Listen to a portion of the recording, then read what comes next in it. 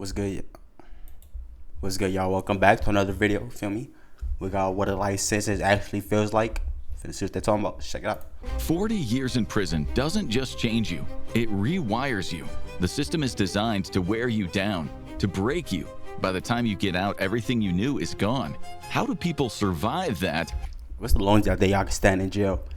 You feel me? If I got a phone, like, I think I could stay like 2 years probably for the phone. Nigga, no phone, nigga, I wouldn't last a week in that bitch with no phone, gang. I ain't gonna lie. I know like some just be having TVs, bro. Like I ain't gonna lie, I would need the remote every day to even cope in that bitch, man. I'd be like so bored, bro. Like niggas would be fighting for the remote every day. I'm not gonna lie, And not lose themselves completely. On today's episode of the Infographic Show, we're walking through what a life sentence in prison is actually like. Day 1, you shall... No, man, like the niggas with no phones and no TVs, that's like being dead for real. But you just every day wake up, same meal, like your whole life scheduled. Nigga, I got a PC right here, PlayStation, Roku TV. Nigga, and I still be like, man, what the fuck am I gonna do? Still getting bored. I imagine just nothing, nigga.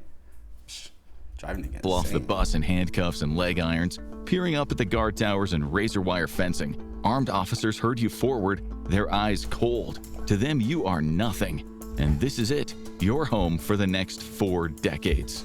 You enter a holding room where an officer takes off your leg irons and gestures toward a thick door, the booking area. They take your wedding band and slip your phone and wallet into a Ziploc bag. $200 goes into your prisoner trust account and another $100 into your telephone account. In another room, you're told to strip. A guard smirks when they notice the tattoo of your son's name inked across your chest. Your son, just 4 years. Hey, I don't want to speak too much on it, but I was like in a holding cell, right, for just like 24 hours a day. Man, that bitch is cold. Niggas ain't have no covers, but that's like, bro, niggas be thinking that shit a joke, man. Like, nigga, that shit jail is no joke at all, gang. Adult will grow up without a... Nigga, I'm telling you, 1 month of jail would change a nigga life for real. Like actual jail, like going in, like that shit will change. Father, and your wife, who swore she would wait, will have gray hair and wrinkles the next time you hold her, if you ever hold her again. The truth is, you've already accepted she'll move on, but the very thought of that right now is unbearable. Then comes the strip search. The whole process is totally dehumanizing. You've never thought of yourself as a bad person. It was self-defense, but that didn't wash with a jury of 12 cough, nigga, they getting all in your booty, nigga. That's they shit now. Men and women. The judge called it a callous disregard for human life, a deliberate act of calculation. You ain't got no rights, no freedom, nigga. Your whole body, nigga, it's theirs, nigga. They do what they want to you in that bitch. Cruelty. If you had to defend yourself again, you would. And in this prison, it'll become a reality. But fighting isn't what frightens you. It's spending the next 40 years in small claustrophobic rooms as the property of the United States government. Just another body the officers will process today. You're handed your prison-issue slip-on shoes, gray jogging pants, and a sweater bearing the initials DOC, Department of Corrections. They fingerprint you and they take your photo. You're now a number, 12515-066. One of 1.8 million Americans behind bars, one of 600,000 people sent to prison each year, and one of the 1 in 6 who will never leave, serving a life sentence. Orientation blurs past. The officers talk about violence, about reporting abuse, but all you can think about is your wife and child at home. Later, a nurse... I think I think about when the fuck I'm gonna smoke again, bro. When I'm fucking get some pussy again, nigga. When I'm everything, bro. Like everything will start going through your head. You're like, damn, man. 40 years. Oh, God. Imagine hearing you got 40 years, man. Like, what are you even do? Jump off a bridge, nigga? I might just run out the courtroom. I ain't gonna lie, bro. I don't know what the fuck I think, man. Let the judge say I got 40 years, bro. See, I'm gonna fucking pass out right there, and then I'm running out that bitch. I don't know. I definitely can't do no 40 years. Man. Performs the health checkup. She asks about your drug history and whether you're a danger to yourself. You mutter no, and you shake your head. She scribbles a note in your file and you are out the door. You're moved into another nameless, colorless room. Have you ever worked for law enforcement? A guy in a shirt and tie asks you. No, you haven't, and you've never testified against anyone, so there's no reason you can't do your time in the general population. None of this feels real. Your state-appointed lawyer had been... Like he was like snitched or something. They'll put him somewhere else. I forgot what it's called, but like not protected custody. I don't know. They would have put him somewhere else. Sure, you would just get a few years for manslaughter. Or better, it'd be viewed as a justifiable homicide. You were one of the 80 to 90% of federal criminal defendants in the U.S. defended by the state, a nation where with enough money the odds aren't too bad for getting away with serious felonies. The thought makes you furious. Your emotions swing wildly, from rage to despair. You just saw a female and a male officer laughing and joking with each other, casual workplace flirting. You'll never share a moment like that again. And then you walk through the bowels of the prison, door after door creaking open until the faint sound of voices grows louder, the smell of floor cleaner and sweat filling your nostrils. You see a nigga laughing in there, you hot, right? Like, why the fuck you so happy, nigga? You mad in a bitch, everything will piss you. The last door opens to Why you smacked it so loud, nigga? your unit. Faces look up from the tables where men are slamming down dominoes and cards. You keep your head high. You don't show them any weakness. White, black, brown, all in their own tight clique. Like it or not, this is your new family. Fish! Someone shouts from behind you. It reminds you of your school, but with grown men, dangerous men. You're not interested in what any of them has done or the prison hierarchy they belong to. You don't want to be a part of their system, their code. You're not scared of them. The only thing that scares you now is time. You walk into your cell. Your cellie barely looks up, jerking his head to the top bunk. You toss your prison handbook on a steel desk, barely a foot away from a toilet sink combo that smells like it was freshly used. You still expect to wake up with your wife beside you, telling you it was all just a bad. What if you can create your own website by saying, this is what I want? With Wix, you can. A dream. Month 1. Before you were locked up, you'd watched prison TV shows. Like millions of others, you dismissed them as poverty porn, cheap exploitation of damaged lives. But you still watched. Your guilty pleasure was seeing grown men fight over a missing piece of candy. But you never thought you would be one of them. In here, you know your place, and it's decided by skin color and affiliation. Since you have no affiliation, unless you count CrossFit, Catholicism, or the Pee Wee soccer team you coached, you're lumped in with the whites. This was explained to you when a group of thugs walked into your cell a day after you'd arrived. They wanted to see your papers, your charges, checking to see if you were a chomo or some other kind of sex offender. They can see your papers in jail. Like off the walk-in, niggas be like, let me see your papers. How the fuck you see my papers? Just got them on my person.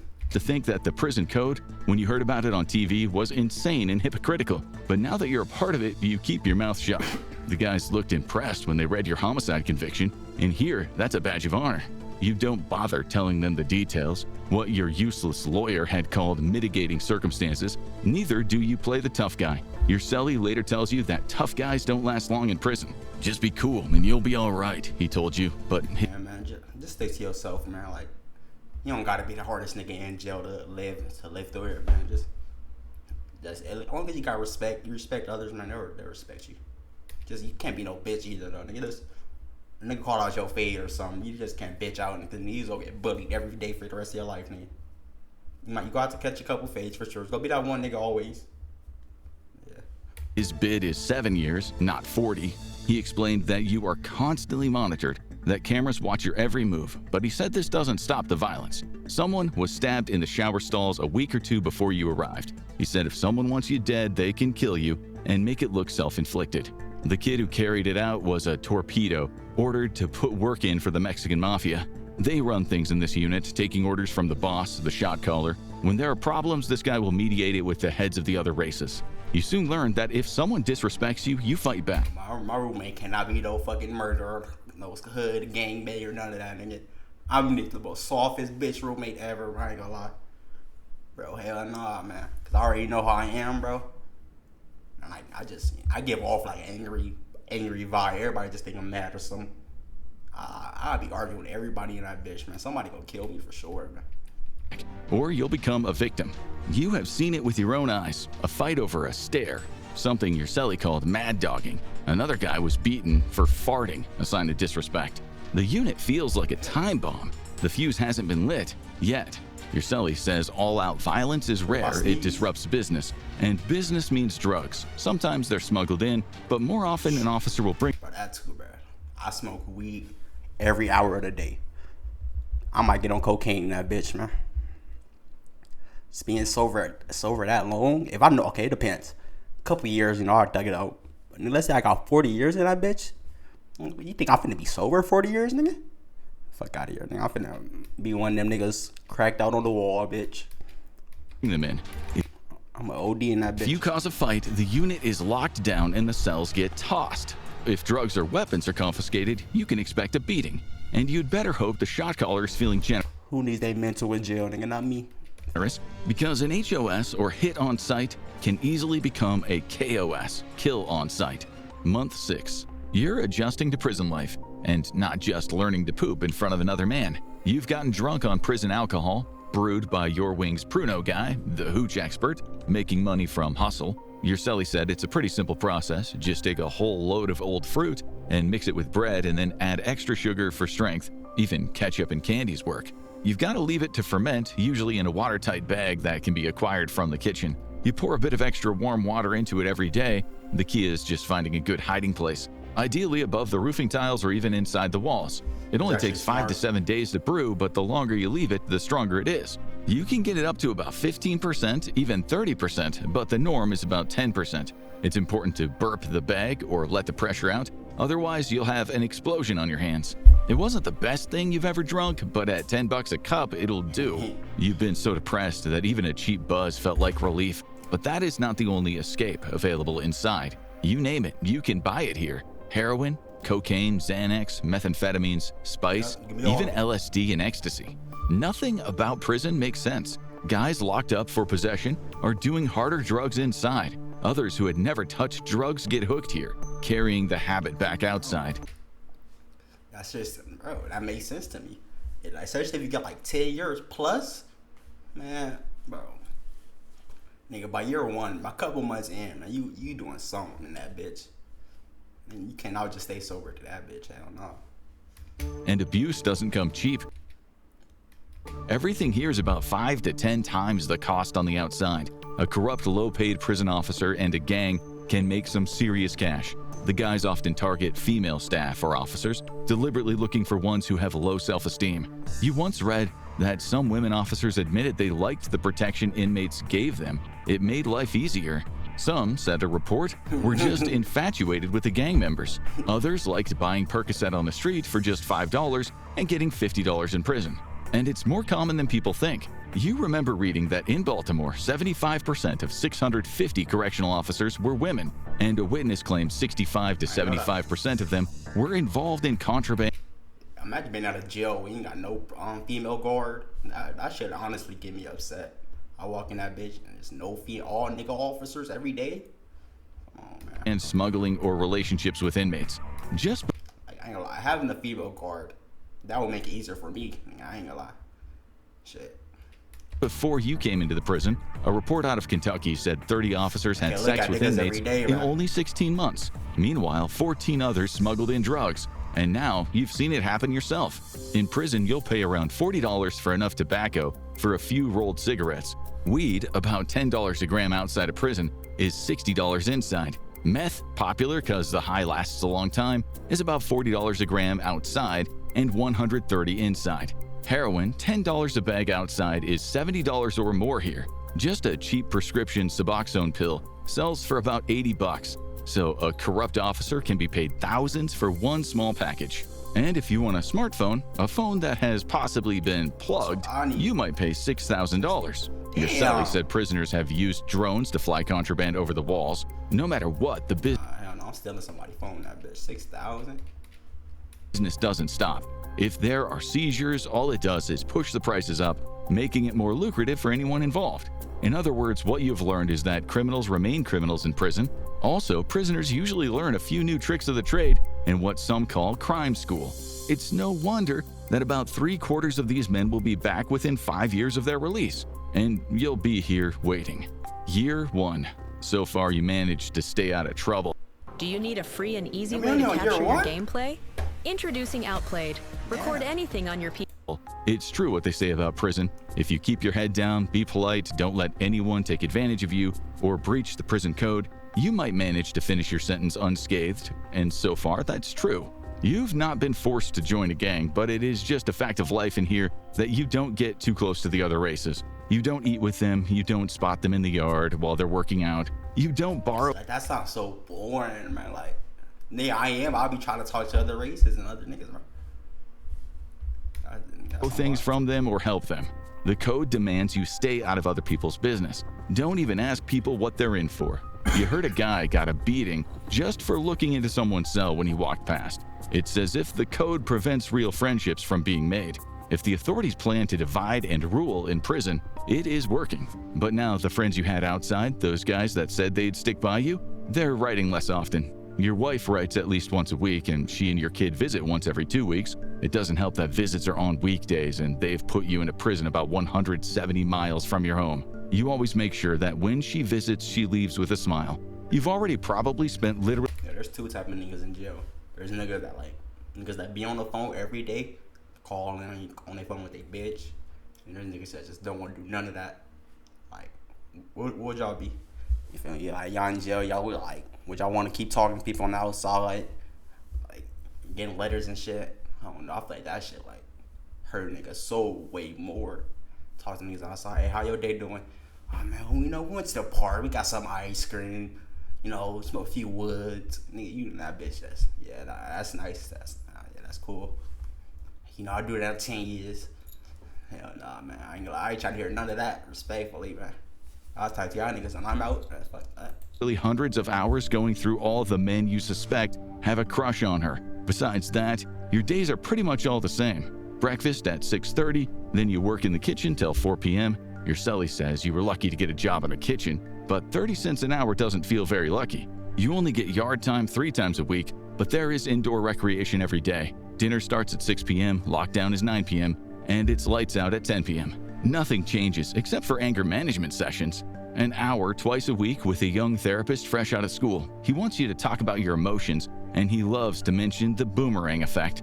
Don't express your feelings and they'll likely explode later in a fit of fury. Sometimes violence is necessary, you think? The therapist wouldn't understand. It's not something you can learn in university. Sure, you regret your crime, but only because of the consequences. Year 5, the officers all know your name. You've seen them come and go. The weak ones get exploited, and the tyrants are hated. The good ones are firm but fair. As for you, there's a kind of respect for guys who will be in here for a long time, as long as they stay out of the business and they haven't hurt women or kids. The prison does have some educational programs, but they're not available to everyone. And for most of the young gangbangers, education is viewed as a weakness. If you're smart, you find a hustle, and by your first year you had one. You are one of the few who can write and make sense. What would y'all hustle be in jail? When y'all walk in that bitch, y'all ain't got no commissary, nobody on the outside. What would y'all do to make bread? Let's see what I'll do. I don't know. Like that, what that nigga do? Like the old grapes and shit, like the old fruits. I feel like I would have thought of that for sure. Like I would definitely thought of that. I'd do that for sure. Sell the grape shit. Probably, yeah, that's the only thing I could really think of. Sense of complicated legal texts. That's made you the jailhouse lawyer. It's against prison rules, but so are all the hustles. The officers usually turn a blind eye to it as long as nothing gets out of hand. But if there's a shakedown, any sign of your hustle, and you might get some time in the special housing unit, the SHU. In there, it's a 23-hour-a-day lockdown. Your exercise is in a miserable cage. You've been there only once, and this what a holding cell is like. You don't want to go again. All day. Except these niggas got bar doors. So it was we had a glass door. All you heard were screams and shouting. In prison, it feels like about half the guys are mentally ill.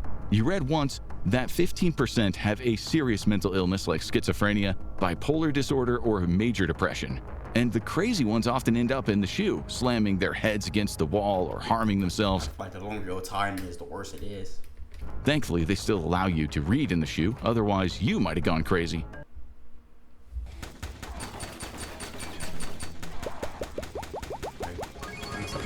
You get out in a month, you ain't tripping. You get out a year, you ain't tripping. When they get 5, 10, you start tripping. Library isn't great, but it is a lifesaver. Well, it is if you're not one of the 60 to 75% of U.S. prisoners who are functionally illiterate. For lifers, if you're not constantly doing gang business, there are 3 main ways to stay sane: regular exercise, meditation, and reading. Reading is one activity that you've seen in prison that actually helps people rehabilitate themselves. The selection isn't great, way too much romance fiction. Still, they have a lot of classics and some okay nonfiction. You just go to the library during yard time and you check out the books. When you were in the SHU, they came around with a cart. Your wife sends books in too, and prisoners can order from Amazon. You can't have overtly sexual books or anything that might inspire or teach violence. And yes, there's actually a banned books list. The 2023 Prison Libraries Act was supposed to address the lack of funding, but the bigger problem is censorship. If they were really serious about rehabilitation, they should be making sure prisoners have access to a wide range of educational nonfiction and literary fiction. But instead, they ban books like it's North Korea. The worst state, your wife told you, was Florida, with over 22,000 books banned. Texas came next with around 10,000, then Kansas with 7,700, Virginia with 7,200, and New York with 5,300. And that includes language books staff can't read, and drawing books that inmates might use for tattoos. Often no reason is given, just stamped threat to security. In some states, even books with homosexuality are banned. Part of you thinks that the system is not interested in rehabilitation as much as filling quotas and punishing people. You had a lot of time to think about the man you murdered. You've watched men in here brag about violence and killing, and it hit you hard.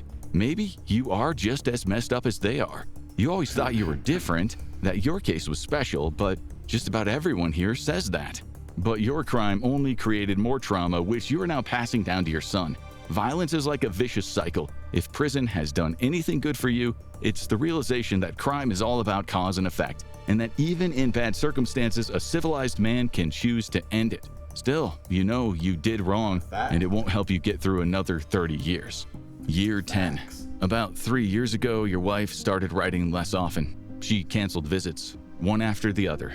Your son, who's now 14, started getting into trouble, and your wife said it was your fault. Now, he barely visits you, and when he slick me some head, I boost me like 5 years.